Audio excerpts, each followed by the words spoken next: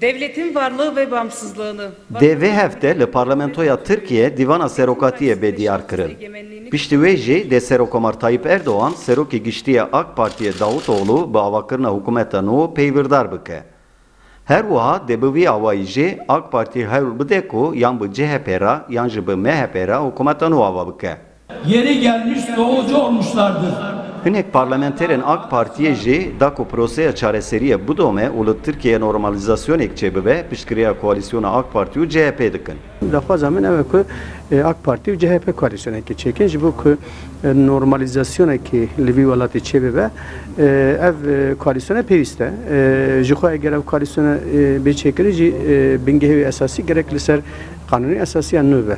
Yani çekirine kanuni esası nü em bejin gelek ev prosesa ev a çareseriya sulha nabeyna kurdati ev kirin nikaş kirin ev du mesele mezin ve kavi du Türkiye'de eğer CHP civarı serverezi jixo hedefi kanali kariye bike o Türkiye'de mekanizik de bike veriye ke normal o ava problemi xo mezin hal bike. Bazen komünist Eğer ku MHP de hükümete koalisyonu da hebe evte üyevateye ku de proseya çareseriye bıdavi bibe.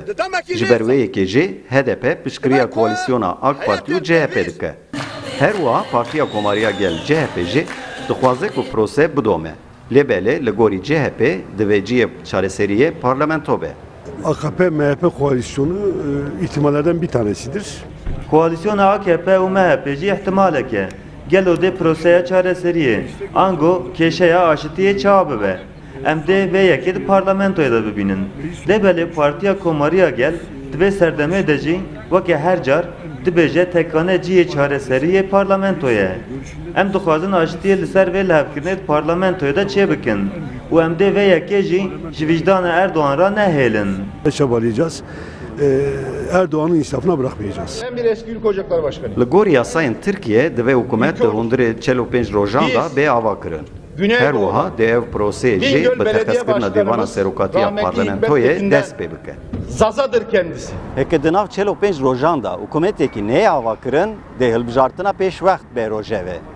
De bi beşdariya çar partiyan hikûmetekî demkî bê ava kirin û di meha mijdarê da hilbijartina pêşwext bê kirin.